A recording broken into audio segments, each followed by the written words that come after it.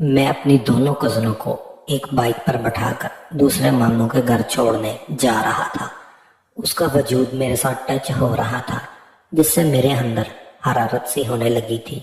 जब मैंने उसको दरवाजे पर उतारा तो उसकी नज़र सीधी मेरी उसी जगह पर गई। तो फौरन से मैंने अपना हाथ आगे रख लिया, मगर फिर भी उसने ऐसे ही तना हुआ देख लिया था, इसलिए मैं उनके सामने अंदर नहीं जा रहा था और फिर मैं वहां से चला गया। थोड़ी देर बाद उसने मुझे फ़ोन किया और मुझसे बातों का मज़ा लेने के लिए कुछ पूछ रही थी कि पता नहीं आज तुम्हें क्या हो गया है, बताओ ना क्यों नहीं आ रहे थे घर के अंदर।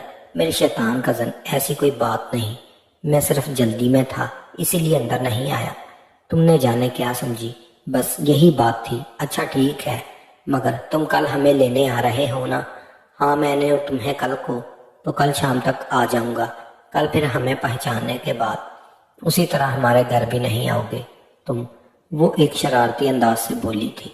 मैं बाइक पर पीछे बैठ जाऊंगी, फिर तो कोई मसला नहीं होगा तुम्हारे साथ। मैं सोच में पड़ गया, अरे यार ये क्या मामला हो गया, ये तो डायरेक्ट फुल टॉस कर रही है, क्यों ना छक्का मार दिया जाए। मैंने बात आगे बढ़ाते हुए कहा, क्या मतलब, तुम कहना क्या चाहती हो? तुम आगे बैठो या पीछे बैठो, मुझे इससे कोई फर्क नहीं पड़ता। वो बोली, हाँ जी मुझे सब पता है।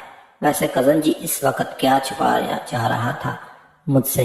मैंने सोचा जब ये इतना बढ़ रही है तो मैं भी इसकी बोलती बंद करने के लिए कुछ करना ही पड़ेगा। वो तो मेरी एक पर्सनल चीज थी। अच्छा हुआ मैंने इसे छुपा लिया, वरना अगर तुम देख लेती तो हो सकता है हफ्ते बाद शायद तुम्हें नींद ही ना आती। वो बोलने लगी, और हुआ भी ऐसा ही। तुम्हारे पास जिससे मेरी नींदें उड़ जाएंगी। मैंने कहा, बस कुछ ऐसा ही है, और शुक्र करो कि मैंने छुपा लिया, वरना तुम डर भी सकती थी उसे देखकर। अब मैं इतनी छोटी बच्ची नहीं हूँ जो इतनी सी चीज से डर जाऊं। कजन जी बस दुआ करो कभी तुम्हें वो चीज देखनी ना पड़ जाए, वरना वरना क्या, लगता है अब तो दिखाना ही पड़ेगा। ऐसा तुम्हारे पास है क्या? कजन जी तो फिर ठीक है, कल मुलाकात होगी। ओके कजन जी, कल मिलते हैं। नाजरीन, कहानी का फुल मजा लेने के लिए कहानी को आखिर तक जरूर सुनिएगा। मोबाइल पर ये मेरी पहली बार चैटिंग नहीं हो रही थी, इससे पहले भी होती रही थी, लेकिन सिर्फ कज़न की हैसियत से हाल हवाल पूछ लेना या कोई काम हो तो उसके बारे में। मगर आज जिस टाइप की बातें हो रही थी वो पहली बार थी। उससे बात करने के बाद मेरे ख्यालात भी बदल रहे थे। अब मैं सोच रहा था क्यों ना उसकी बड़ी बहन को बोल दूं कि मुझे तुम्हारी छोटी बहन के साथ मज़े करने हैं, मगर इसके लिए पहले तो मुझे अपनी कज़र को टटोलना होगा कि इसके दिल में क्या है और वो क्या चाहती है। क्या वो इस बात को आगे बढ़ाती है या फिर मुझे तंग कर रही थी? और दूसरी तरफ उसकी बड़ी बहन को भी मजीद पका करना था कि कहीं वो अपनी छोटी बहन का नाम सुनकर बना बनाया खेल ही ना बगाड़ दे।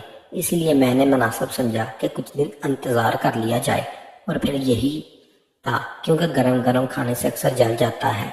अगले रोज 4 बजे के करीब मैं अपने घर से इसकी खाला के घर तरफ रवाना हुआ। जाते वक्त मैंने इन्हें फ़ोन कर दिया था कि वो तैयार हो जाए, मुझे इंतज़ार न करना पड़े। जब मैं वहां पहुंचा तो वो तैयार ही थी।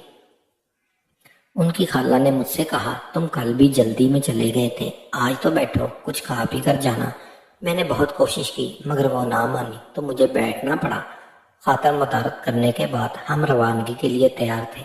मैंने आज भी शलवार कमीज ही पहन रखी थी, मगर आज शलवार के नीचे अपना बंदोबस्त किया हुआ था, इसलिए मैं आज फुल मूड में था और चाहता था कि सारा रास्ता कल से ज्यादा मजे करता हुआ जाऊं।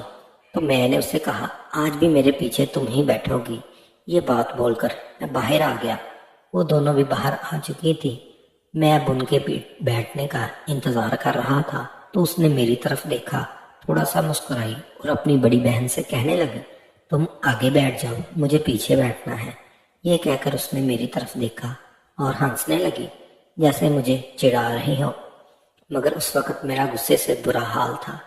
मैं तो बहुत कुछ सोच कर आया था। मैंने उसको गुस्से से देखा तो वो अपनी जबान निकाल कर मुझे चढ़ाने लगी। मैंने अपने मुंह आगे की तरफ कर लिया और फिर पीछे नहीं देखा।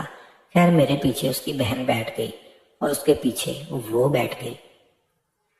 मैं गुस्से में भरा बैठा था, इसीलिए मुझे बिल्कुल मजा नहीं आ रहा था। अभी कुछ दूर ही गए थे کہ اس کی بہن مجھ سے کہنے لگی گاڑی روکے۔ میں نے پوچھا کیوں، کیا ہوا؟ تو وہ بولی یہ کہہ رہی ہے مجھے آگے بیٹھنا ہے۔ میں نے کوئی جواب نہ دیا اور بائک چلاتا رہا۔ اس نے پھر سے کہا تو میں بولا اسے کہو کہ چپ کر کے وہیں بیٹھی رہے جہاں بیٹھی ہے۔ اس کے بعد اس نے 2-3 بار مزید کوشش کی مگر میں نہیں مانا اور ہم گھر پہنچ گئے۔ وہاں پہنچ کر میں نے اس کی طرف نہیں دیکھا۔ وہ سمجھ گئی کہ میں اس سے ناراض ہوں۔ گھر کے اندر جانے کے بعد مامی نے مجھے بٹھا لیا۔ کھانے کا ٹائم ہو گیا تھا۔ ہم سب نے کھانا کھایا اور اس کے بعد میں واپس اپنے گھر جانے کے لیے اٹھنے لگا تو مامی نے پوچھا بیٹا کہاں جا رہے ہو؟ میں نے کہا مامی گھر جا رہا ہوں۔ وہ بولی ٹائم بہت ہو گیا ہے، اب گھر جانے کی ضرورت نہیں ہے۔ میں نے کہا مامی جان 10 منٹ کا تو راستہ ہے اور ابھی اتنی دیر بھی نہیں ہوئی، لیکن مامی نہیں مانی اور کہنے لگی میں نے تمہاری امی سے بات کر لی ہے، رات کو تم ہماری طرف ہی رہو گے۔ ویسے وہ مجھے کل شہر دوائی لینے جانا ہے اور کچھ خریداری بھی کرنی ہے، اس کے بعد تم اپنے گھر چلے جانا۔ اب میں کچھ نہیں کر سکتا تھا، میرا موڈ بالکل بھی نہیں تھا کہ رات کو ان کی طرف رہوں، کیونکہ میرا غصہ ابھی ختم نہیں ہوا تھا، مگر اب مجبوری تھی۔ مگر وہ اب بھی میری طرف ہی دیکھ رہی تھی اور اس کا چہرہ اترا ہوا لگ رہا تھا۔ البتہ اس کی بڑی بہن میرے رات رکنے کا سن کر بہت خوش لگ رہی تھی۔ رات کو کچھ دیر ٹی وی دیکھنے کے بعد میں نے اس کی بہن سے پوچھا مجھے کہاں سونا ہے؟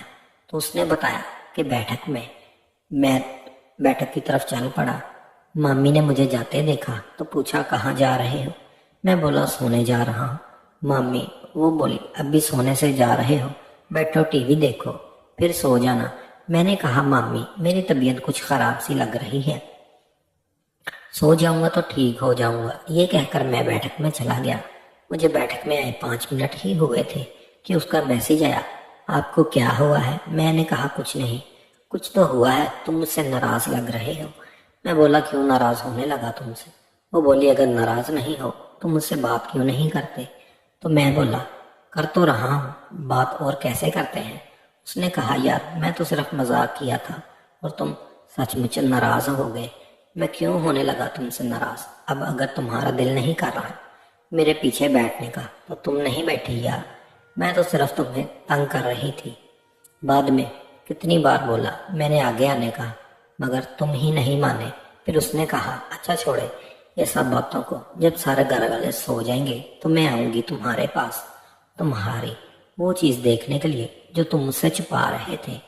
رات کے 10 بج رہے تھے، پھر 12 ہو گئے، سارے سو گئے۔ وہ میرے پاس چلی آئی اور کہنے لگی اب دکھاؤ مجھے وہ چیز، ذرا میں بھی تو دیکھوں ایسی کون سی چیز ہے تمہارے پاس جس کو دیکھ کر میں ڈر جاؤں گی۔ اور یہ کہہ کر وہ میرے پاس آ کر بیٹھ گئی تو میں اپنا اس کے ہاتھ میں پکڑا دیا اور اس سے کہنے لگا کہ یہی ہے وہ چیز جو میں تم سے چھپا رہا تھا۔ اور وہ حیرت سے کہنے لگی یار واقعی یہ تو تمہارا بہت بڑا ہے۔ پھر وہ کہتے کہتے خاموش ہو گئی اور شرم سے اپنی آنکھیں نیچے جھکا لی تو میں نے اس سے بازو سے پکڑا اور اپنے سے لگا لیا۔ پھر ہم ایک ہی بستر پر سو گئے۔